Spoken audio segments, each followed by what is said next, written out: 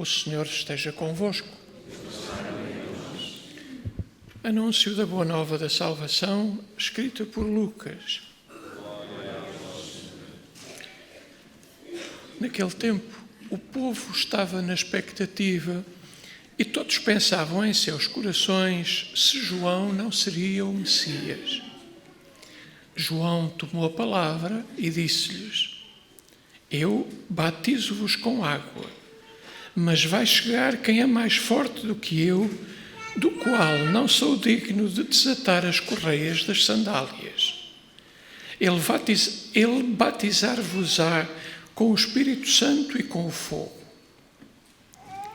Quando todo o povo recebeu o batismo, Jesus também foi batizado.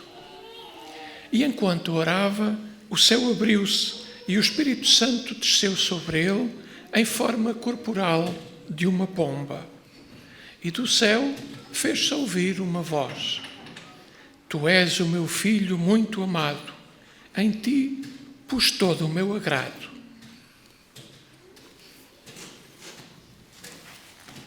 Palavra da salvação. Glória a vós.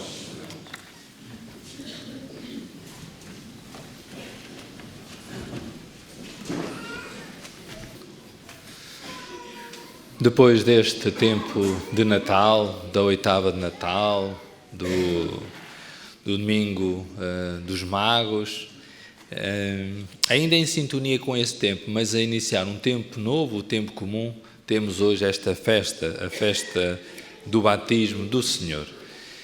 E não é por acaso que o ano litúrgico, se quisermos, do tempo comum, quando começa o tempo comum, no ano litúrgico, melhor dito assim, que comece com esta festa do batismo. E devo dizer que é assim, a primeira vez que eu penso em que medida é que o batismo do Senhor, e daqui a pouco iremos falar também do quanto isso nos estimula como o nosso próprio batismo, mas o quanto o batismo do Senhor pode inspirar, pode marcar o tempo comum, o tempo do cotidiano, da rotina, do dia-a-dia. Podíamos dizer que o ponto de partida para esse tempo, para esse cotidiano, para esse dia-a-dia, está, liturgicamente falando e estimulados por esta organização, assim, do calendário litúrgico, está no batismo. Aí está o fundamento. Aí está o ponto de referência. Celebramos o batismo do Senhor e nesta festa, obviamente, também somos convidados a pensar no nosso próprio batismo. Agora vou aqui fazer uma pergunta, não sai em exame final, mas a pergunta é: quem é que daqui sabe a data do seu batismo? Vocês os três passaram.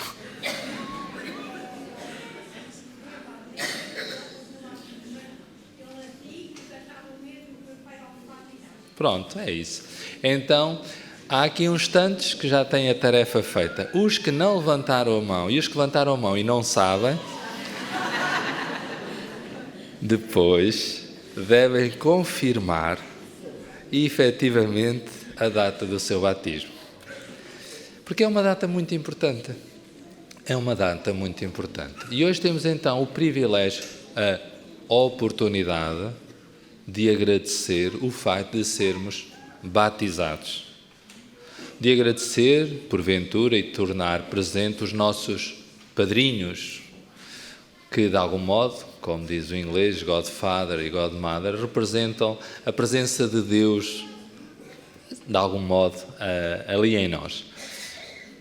Provavelmente o pai, a mãe, o avô, a avó, aqueles que de algum modo estimularam que nós pudéssemos ser batizados. Então, aqui está uma oportunidade para nós reposicionarmos o ano, a vida que somos, a partir dessa data, dessa marca. No meu caso até é fácil, porque é o segundo dia do ano e, portanto, eu começo bem o ano sempre a recordar-me do meu batismo. Pois, quem tiver o dia 1 está melhor do que eu, isso é verdade. No dia 1 de janeiro sempre me ganho. E é importante, eu hoje gostava de começar por sublinhar uma pequena grande distinção. O batismo do Senhor revela-nos a distinção entre o batismo do Antigo Testamento, se quisermos, e o batismo do Novo Testamento.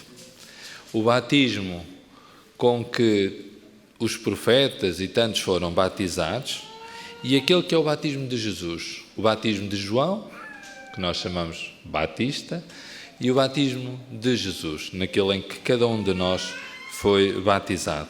O batismo exclusivamente da água e o batismo do Espírito. Então, a palavra batismo tem a ver com um verbo grego do dicionário comum que significa batizein, que significa mergulhar. Então é fácil porque à época e no contexto bastava imaginar Jesus a mergulhar no Rio Jordão e, portanto, é um mergulho.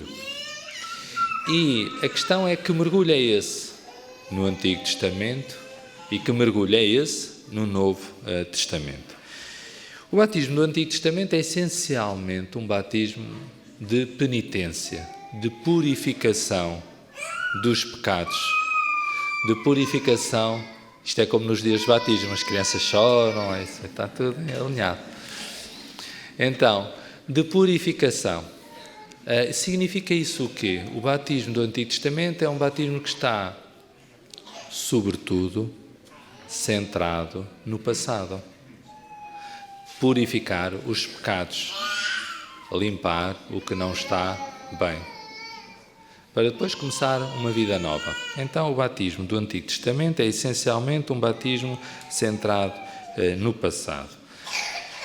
E o batismo do Novo Testamento é a descida do Espírito Santo, é da graça recebida, do dom acolhido.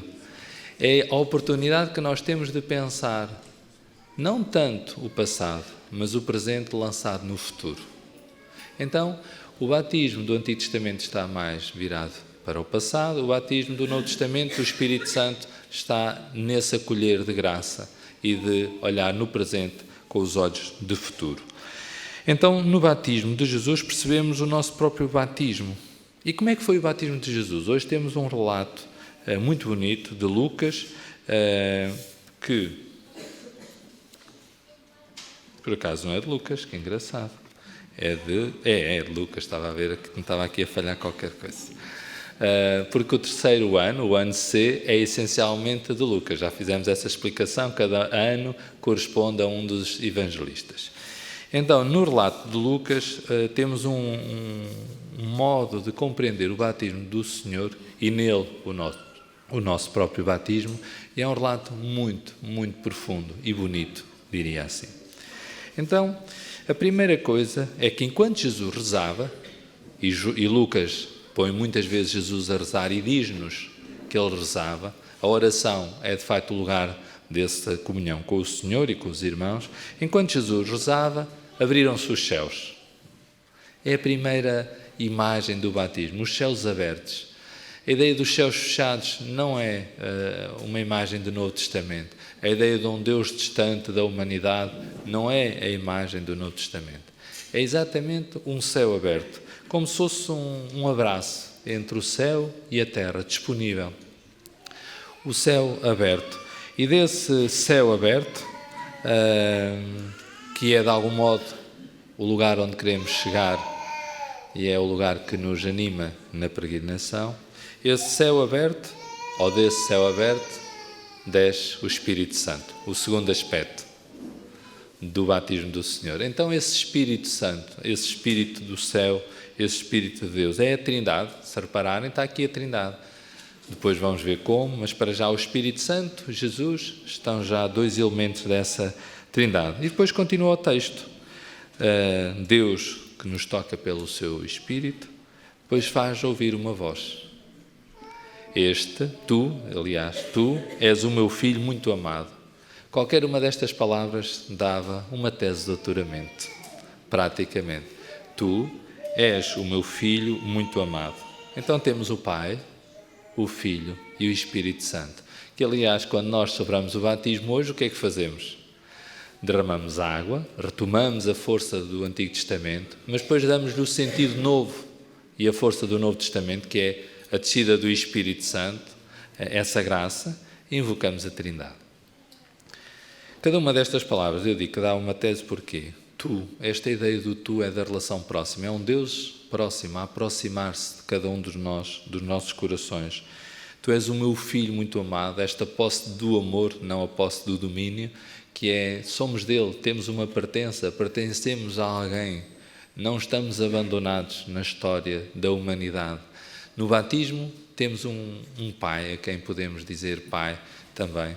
Temos um irmão a quem podemos, de algum modo, como filhos adotivos, chamar Jesus. Temos um espírito. Então, tu és o meu filho. E depois não basta dizer amado. Em Lucas fica claro, tu és o meu filho muito amado. Um Deus a dizer isso a Jesus. E que eu penso que diz a cada um de nós em cada um dos nossos batismos. Claro que se calhar daqui fomos todos batizados, ou grande parte, quando éramos mais novos. E portanto, provavelmente não nos lembramos. Questões de memória não nos lembramos, mas podemos recordar questões de coração. Então, de facto, recordar que Jesus disse, que Deus, disse a cada um no nosso batismo, tu és o meu filho muito amado. E disse nesse dia, diz hoje e diz ao longo do ano. Por isso é que começar os dias do tempo comum com esta referência do batismo, de nos sabermos amados, diria, muito amados, então, por Deus, faz toda a diferença. E já agora uma nota de rodapé, se estivéssemos na preparação de um batismo, eu gosto de sublinhar sempre no final do batismo, do momento central do batismo, derramar água, invocar o Espírito Santo, há 3 ritos explicativos, alguém sabe? Uma vela acesa, isso mais ou menos recordam, uma veste branca, também acho que associam, e o crisma. Estes 3 elementos, o crisma é o perfume, diríamos era cheirar a Cristo, trazer esse perfume, essa unção. A veste branca é o sinal do caminho iniciar, da pureza, da presença de Deus, da comunhão total, e depois a vela com uma luz que ilumina a escuridão. E pensar que o que nós damos a cada criança, o que nos deram a nós, quando fomos batizados, foi isso, um perfume, uma veste e uma vela para o caminho. E é isso que eu pedia hoje, que nós pudéssemos regressar a esse perfume que nos habita, desde essa hora, pudéssemos regressar a essa plenitude, comunhão e pureza que nos habita desde a primeira hora, e pudéssemos regressar à luz, que é Jesus, que se acende no Círio Pascal, porque é aí que tudo faz sentido. E claro, pedir perdão pelas vezes em que nos desviamos do nosso batismo, da nossa identidade, os nossos pecados, as nossas fragilidades, os nossos limites, os momentos em que, no tempo comum, começamos os dias sem esta consciência do amor de Deus.